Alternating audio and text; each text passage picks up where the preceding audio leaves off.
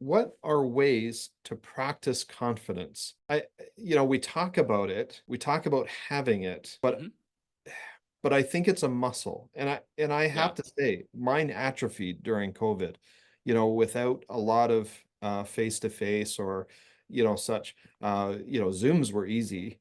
You could jump into those, but what are ways that you can practice confidence? I love that. I love that. I literally just did a show this week on imposter syndrome where I Oh. was really talking to that because so much of what we fear is not a real fear. It's a real fear. We feel it, but it's based on, it's based on caveman, feelings, if that makes sense, right? Like Mhm. there's nothing in the business world that is going to kill you, right? You making a phone call and someone saying, "I don't want your product," isn't going to kill you. You sending an email and someone's coming back and saying, "No, we don't need that right now," not going to kill you.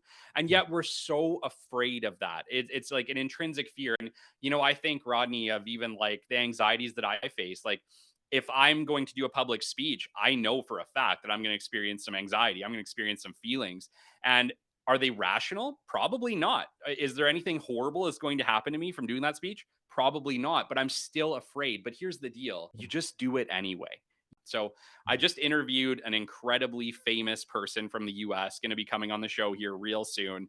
Has a TV show, literally works for Mark Cuban, right? Like I was nervous. I was incredibly nervous ahead of the show. And I was reading the introduction for him. And once I finished the introduction, he smiled, I smiled, we started talking. The whole thing went away. All my nerves, all my feelings gone.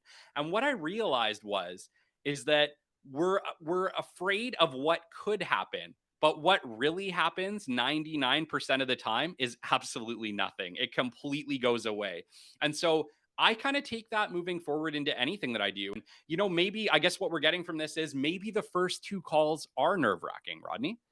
But by Mm. the third call, it's not. And by the fifth call, you've hit a cold call cadence. And now you're not even thinking about it. It's just on autopilot. You're just making the calls, right? Mm. So, in my mind, the secret to success or the secret to breeding more confidence is really just to put yourself in those situations that scare you so that Mm. you can realize there was nothing to be afraid of in the first place. It really is true, but you don't know it until you try.